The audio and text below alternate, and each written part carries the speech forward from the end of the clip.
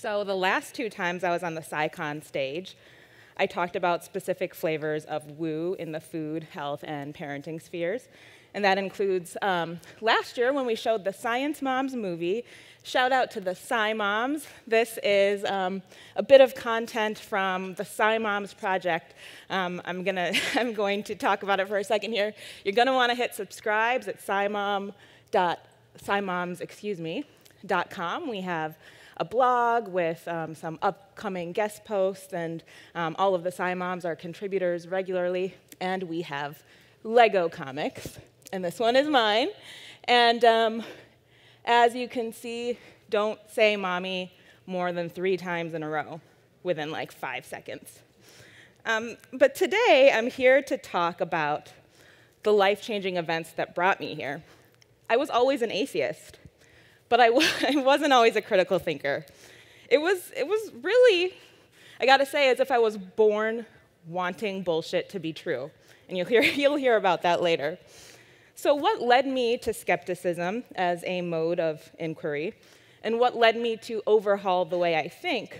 And what can we learn from that as we do the work of growing our movement?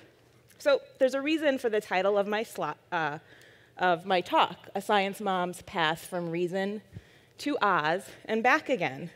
So that Oz stands for Dr. Oz. I was a huge Dr. Oz fan, and now I can never forgive myself for it, so I feel like I'm paying my dues, right? Seriously, you can ask my husband, Jesse. He's in the audience. He's at his first CSIcon, and he's going to be at the party later in pajamas. So you guys, I want to see you there. And you can ask him what he means by his newest tale of my credulity, which starts like this. You can spit corn at Kavin, and she will think it's raining indoors. We're from Wisconsin, but it is not a Wisconsin thing. So despite my atheist upbringing, as I said, my relationship with skepticism and the skeptics movement, which I hold dearly, has been relatively short. So today I want to share a series of stories with you about the experiences that led me, a former Dr. Oz fan, to the 3rd time on this stage today, and a regular columnist at Skeptical Inquirer. It's called Woo Watch. Check it out. And to now taking on hosting CFI's Point of Inquiry podcast, along with Jim Underdown. And I've had a great time interviewing several of the speakers live from Las Vegas. So to be clear, these stories I'm sharing are anecdotes, and every skeptic, of course, knows what anecdotes aren't data. But in my opinion, every good skeptic knows that anecdotes shouldn't be dismissed outright and can sometimes lead to important research questions. So today, I'm going to add my voice to the diverse community of skeptics around the world, whether or not they call themselves skeptics, and lend some insight into how and why certain types of people make the conscious decision to pursue critical thinking as a guiding principle. I'll also provide personal insight into a broader conversation within the skeptics movement for some time now, but is perhaps stronger now than ever at what is no doubt a pivotal time. And that's the conversation around the crucial need to weed out white supremacy, male supremacy, and all other forms of systemic discrimination from our beloved skeptics movement, and welcome, acknowledge, and truly hear the varied narratives of skeptics and freethinkers from all backgrounds, and not just pay them lip service. But first, let me tell you about some of the atheists and freethinkers who had the biggest impact on me growing up. I'll start from the beginning. The year I was born, picture it. You might remember the average VCR cost around $640 that year. My parents tell me that they would rent VCRs for special occasions. My dad, who came to America with my mom 3 years earlier, is working at the NIH Division of Computer Research and Technology. And in October of that year, my parents welcomed a fresh new atheist into the world, me. And though I wouldn't participate or even care about organized atheism or skepticism for 29 years, My firsthand education in being raised by an outspoken, capital A, atheist began right away. So just look at the guy. I mean, like any new parents, I know that he was full of awe, hope, and exhaustion, of course. I also know, despite his very loud brand of atheism, especially around that time, that he was discriminated against because of xenophobia and racism far more than he ever was for being an atheist back in 1982. And I jokingly imagine that this is what was going through his head when I was born and he was getting to know me. But he tells me that he didn't really think about how to answer my sister and my existential questions and questions about mortality until I was old enough to ask. But more on how that went later. By the way, I have some travel fatigue, and I'm having trouble opening bottles, so I don't think I'm fit to be president. So just take that off of your list of things you need me to do. Okay. So some of the... Did I just drop something? Oh.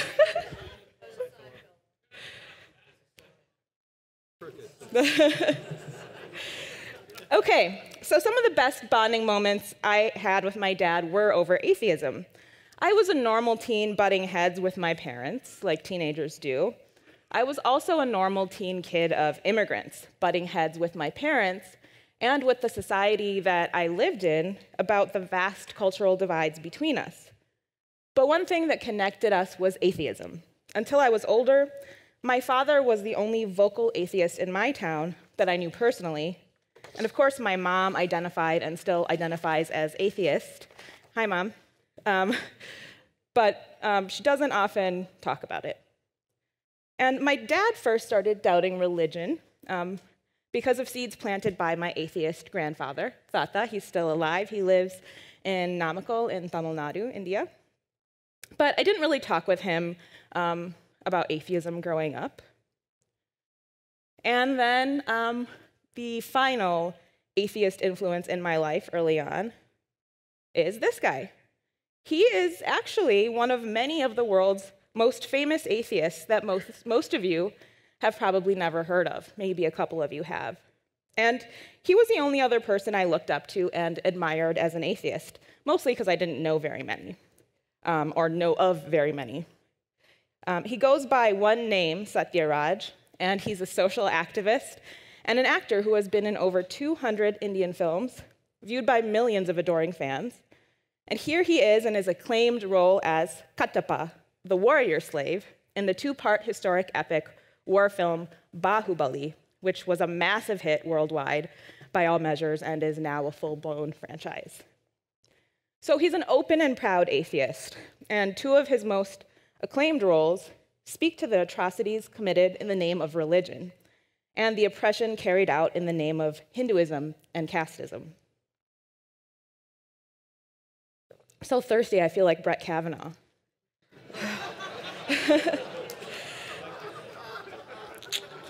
On the left, sorry, I'm really thirsty. On the left is his character, Balu Thevar, an atheist villager of a land-owning caste who adopts an orphaned Brahmin child, to the horror of the villagers, of course. And on the right, in the acclaimed Tamil Nadu-funded biopic, he plays Periyar, a South Indian social activist and politician known as the father of Tamil Nadu, and who gave rise to a number of political parties that pursue eradication of caste and casteism. Satyaraj also happens to be my uncle, whom I call Raj Mama. In Tamil, Mama is how we refer to our mother's brother or our father's sister's husband. We Tamil people are very specific when it comes to naming conventions and relationships in the family. And you can tell that the picture on the right is about 2002, because there I was, I'd set the automatic camera flat, or click, and then went to sit down, and I didn't quite make it. You can also tell we're related, because we both have really big teeth. So, as Carl Zimmer will probably tell you, that's partially hereditary, right? So he and my dad were pretty much the atheist pillars in my family. So you've heard me talk about the atheist influences in my life. But even though I learned how to think critically about religion, these guys didn't teach me critical thinking as a mode of inquiry. Nope, as you're learning, I am not your typical skeptic. So check it out. I'm going to take you through my years-long lesson in critical thinking, courtesy of QVC, the Home Shopping Network, and old school infomercials. I guess you could say that this was when my personal Wizard of Oz was still relatively safe behind the curtain. So until very recently, if something was too good to be true, I believed it and I chalked it up to a secular miracle. Also, if any of you have connections at QVC, please hook me up. I'm not shy and I want my dream job. So talk to me later. One of my earlier memories was watching an infomercial about a supplement. And the sellers of the supplement made big claims, replete with illustrative video, of course, about how we're all walking around with several pounds of stagnant fecal matter in our colons. Telling you by the end of this, I was up and I was running and I found my mom and I was like, "Amma, we have pounds of stagnant fecal matter and we need to get this miracle supplement so that we can poop out all of this fecal matter." She replied the same way she always did to these ramblings from her older daughter. She was like, "Okay, Kavin." If she had the energy that day, she'd probably tell me it didn't sound plausible, but otherwise, she would just change the subject or probably tell me to go away, as I would too, because parenting is tiring. So these sorts of episodes, of course, were common through my teenage years, insisting that we need to subscribe to magazines so we can have that unprecedented chance to win the Publishers Clearinghouse sweepstakes. And back then, you needed to fill them out by hand, right? And when I'd hit my teenage years, that I needed whatever piece of fitness equipment or skin clarifying potion that caught my attention. But now, I'm a skeptic, so it's like the Matrix. I can spot the woo coming. And most of the time, I just yell at the TV or snicker when I see obvious unsubstantiated claims. But I sometimes tweet about them. This one's from not long ago when I grilled Tony Little on Twitter about this device. So imagine my surprise and minor fangirl moment when Tony Little replied to me.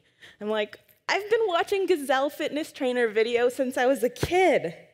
And disclaimer, none of this is to say that I think TENS works or doesn't work, since reality in this case seems like it's somewhere in between. So where were we? Back to 2011. What took me from my previous life as an easily bought consumer to aspiring critical thinker and bona fide science mom? You can probably guess. I was 29 years old. I'd bought my first smartphone just a few months earlier, and that was a Droid Incredible, in case any of you were wondering. And then it happened. The one most impactful experience of my life, let alone on my journey to skepticism, I had a baby. And it triggered the worst death anxiety / existential crisis of my life. And that's a crisis and anxiety that hasn't ended, but has rather changed shape and become more focused and pragmatic. And this is no small deal, considering that I can never forget the very first crisis of mortality and existence that I went through as a child. So I'm going to take a quick aside again, back to the 80s, when this crisis first began, all because I decided to ask my father about death. So I remember it going something like this, or at least the first conversation. I'm like, "Appa, what happens after you die? Is there a heaven or an afterlife?" And he goes, "Oh, this is my chance." But I don't know if that's what he was thinking. And he goes, "Oh, death, it's the end of a biochemical reaction." I must have been around 7. if I'm remembering this correctly. And I'm like, oh, what's that like? And I didn't think I was going to like his answer. I don't know. I think it must be like, like you're sleeping without dreams. I can't really describe it because I don't know, but it's surely like blackness. And I was like, what? You have got to be kidding me. And then I didn't sleep for like 2 years. And he apologizes now, so.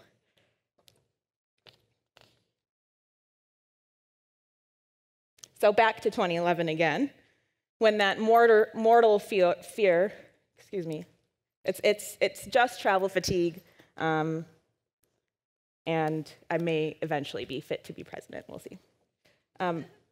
One that I've always lived with as background noise, that fear, roared back to the forefront of my mind, triggered by pregnancy and childbirth, and then the stark reality of holding this 1 million-pound weight of a 6-pound and 9-ounce life in my hands. So what overwhelmed me was the unfathomable love. And I'm sure you all know, or not all of you, but a lot of you know it. Well, who am I to say how much love you can feel? You all know unfathomable love, the intensity of which I had never felt before. So for me, at the heart of everything that led me here today was love. But what really catalyzed the beginning of that journey was a specific diagnosable condition, postpartum OCD, which is essentially a manifestation of obsessive-compulsive disorder that occurs after having a child in moms and dads, actually. I've written about OCD several times, and you can find these on the internet, of course, because I'm an open book. So in retrospect, it's clear that I've had OCD thought patterns since I was a child, but postpartum OCD stopped me in my tracks. I was constantly terrified of harm coming to my baby. So to temper obsessive thoughts, the O in OCD, I performed compulsions, the C in OCD, which are essentially rituals that temporarily alleviate the distress of the horrifying obsession. To dampen the explicit and horrific scene in my mind's eye of my baby girl dying of SIDS, which I imagined very vividly, I would tiptoe to her crib all throughout the night, and I'd place my hand on her chest and count her breaths by the light of the moon. And I had to count 5 breaths. And if I didn't think that I counted the 5 breaths just right, then I would do it again and again, ad nauseum. And then to dampen the vivid image of an intruder kidnapping my baby, I would tiptoe throughout the day, but especially at night, to the front door. And I would touch the lock and make sure it was off. Again, I'd have to do it 5 times, and that would happen. Who knows how long I spent doing that. Now, that's just a couple examples.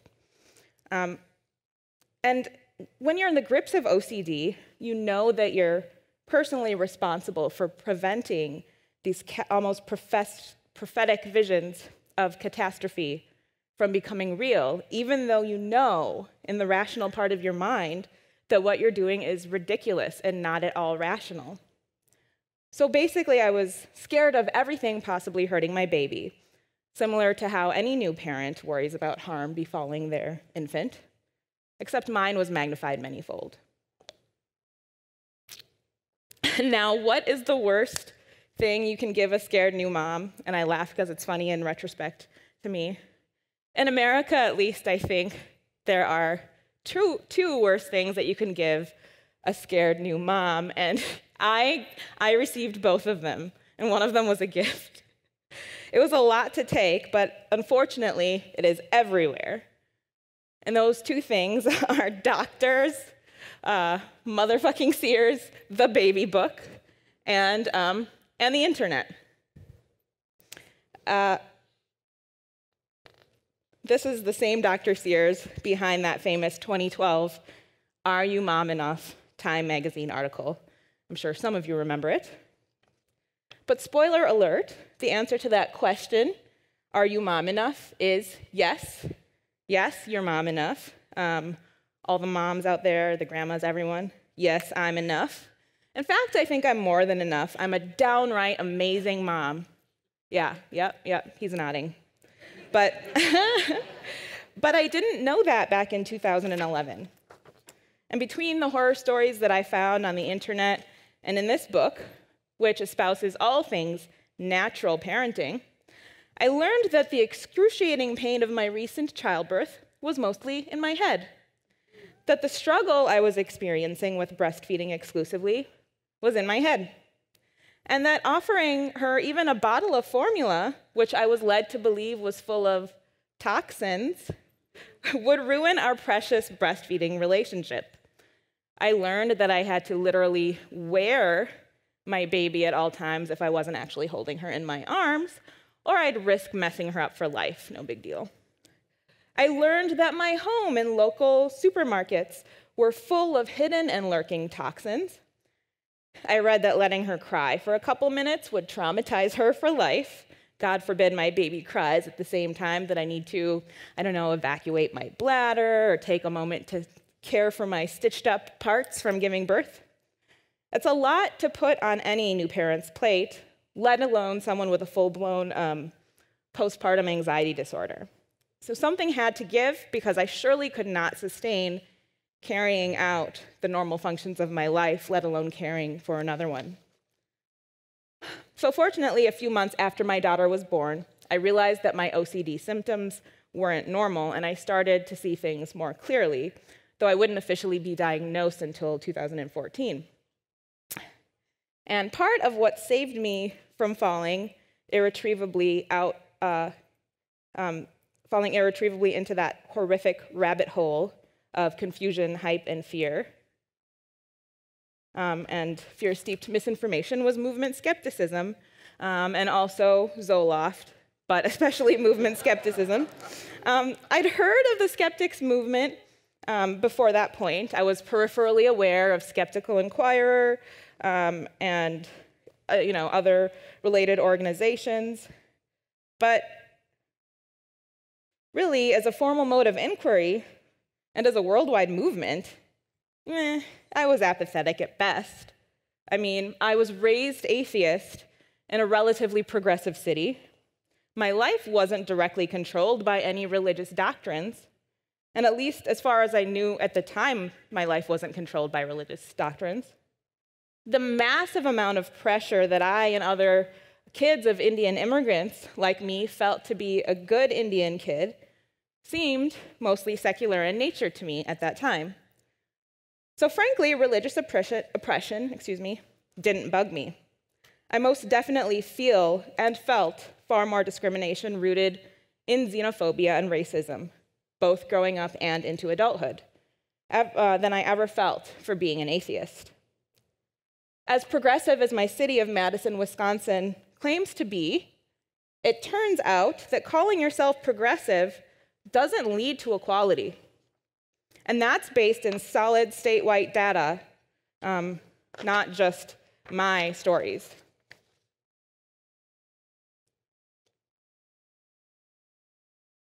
So ask 9-year-old Kavin Senapathy what feels worse. Having the kids make fun of you because your mom packed Indian food in your lunch and all the kids holding their noses because it smells gross, just like the kids in Florida did to Eddie from Fresh Off the Boat. Does anyone remember that? I'm pretty much like Eddie, except I was wearing Kurt Cobain t-shirts. Or feeling left out because you're one of the few kids who didn't go to church or celebrate Christmas or Hanukkah, and I did feel left out for that. Or ask 15-year-old Kavin Senapathy what feels worse, having curious people ask you now and then what it feels like not to believe in God or heaven or go to church or wonder where your morals come from, if not from religion. Or have strangers quote Apu at you over and over and over and over. Or to this day, having curious people time and time and time again make you go through the tired and played and ignorant dialogue that goes something like this. So person goes, okay, Becky, oh, hi, where are you from? I often can tell where this is going. I just can tell. I'm from Madison. Becky, oh, cool, but like, where are you originally from? I was born in Washington, D.C., and we moved to Madison when I was 5, and I've lived here ever since.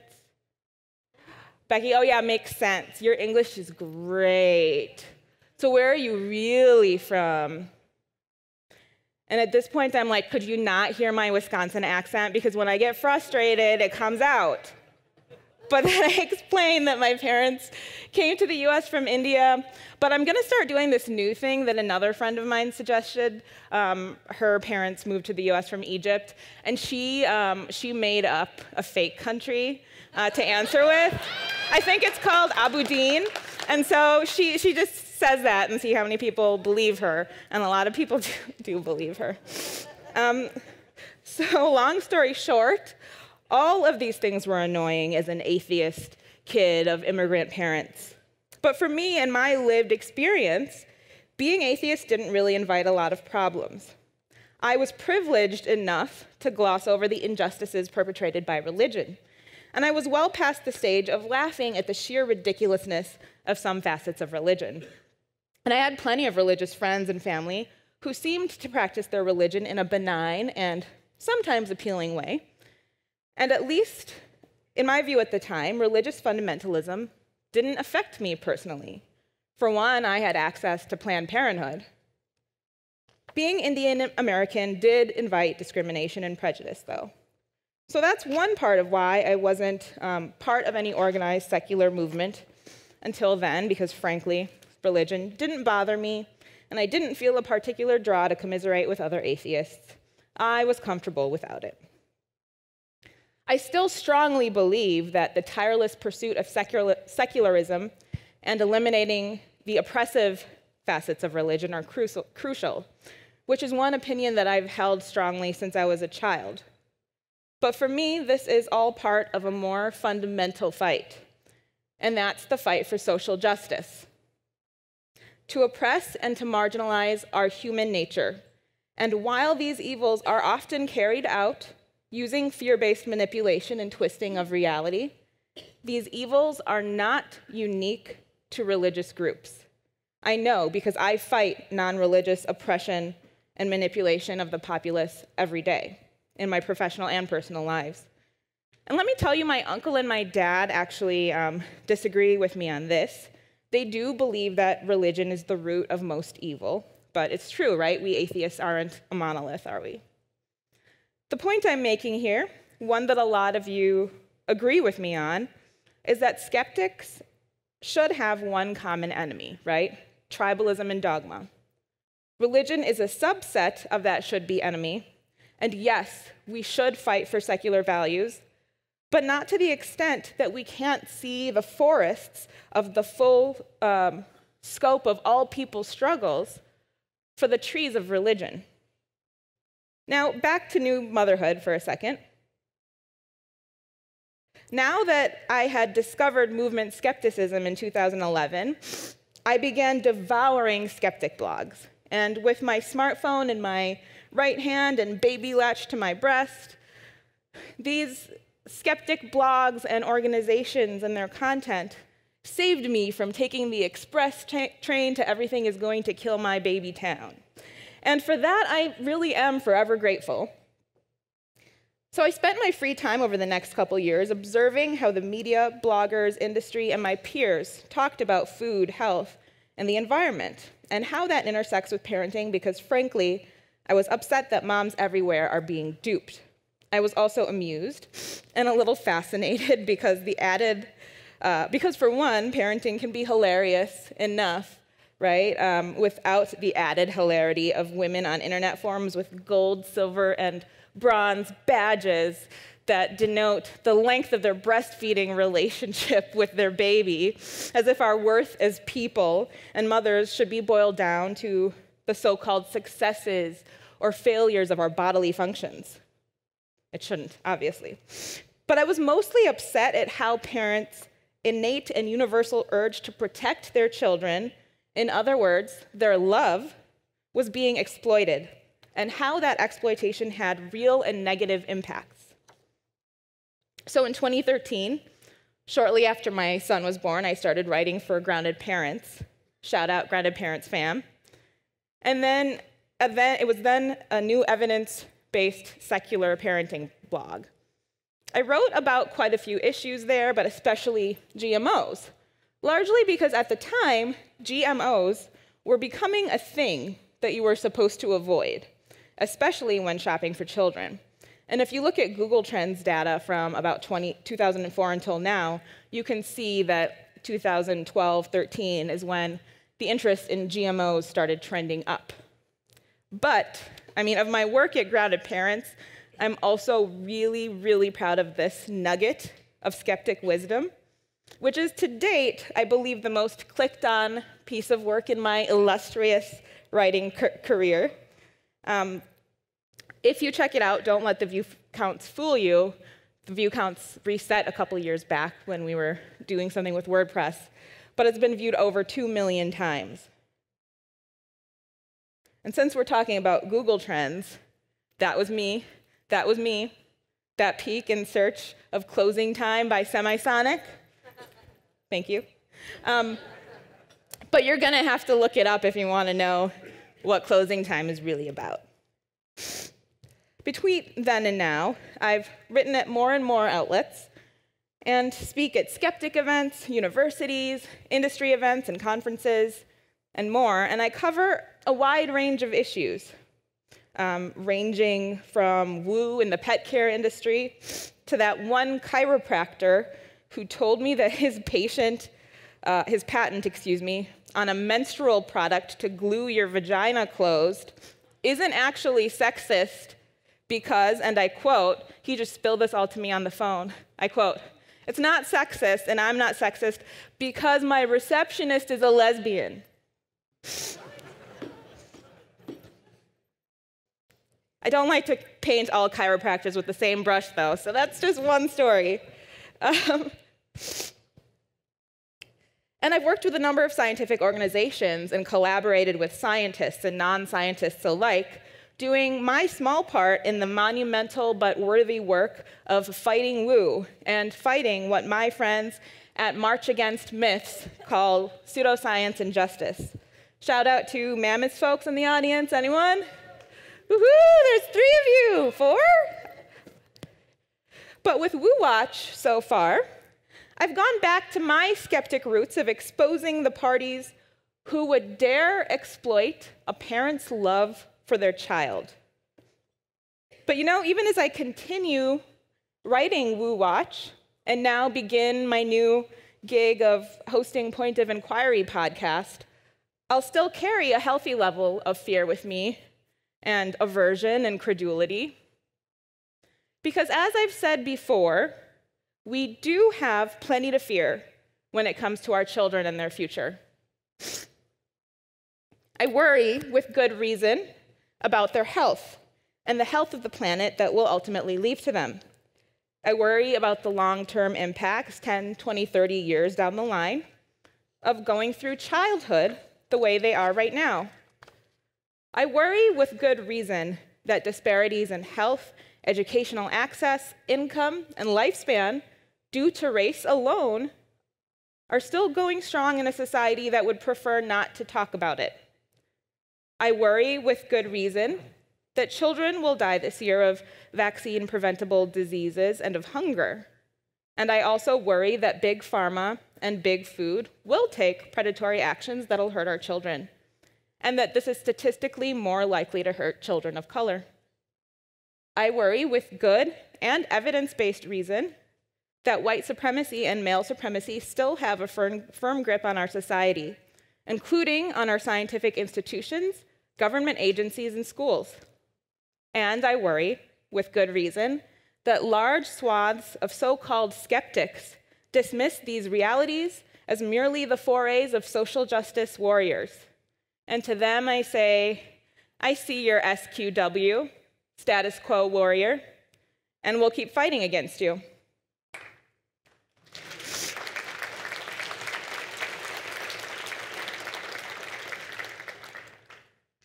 I know from my experience as a mother and a former Dr. Oz fan just how important skepticism is around vaccines, GMOs, chemicals, alternative health practices, and the oppressive facets of religion. But it's not enough. We, as skeptics, must embrace not only that data and evidence that we will to champion our pet issues, but the data and evidence that affect all marginalized people. And we must also fight the instinct to dismiss people's experiences because we personally haven't seen the evidence. There's data galore on these issues if we choose to acknowledge it. And finally, we must accept that there's more research to be done. Remember that while the scientific method may be the way that we as skeptics interact with the world, the scientific method is wielded by people. What drives those people are values, and that those in positions of power to wield science on a broad scale control that conversation. Thank you.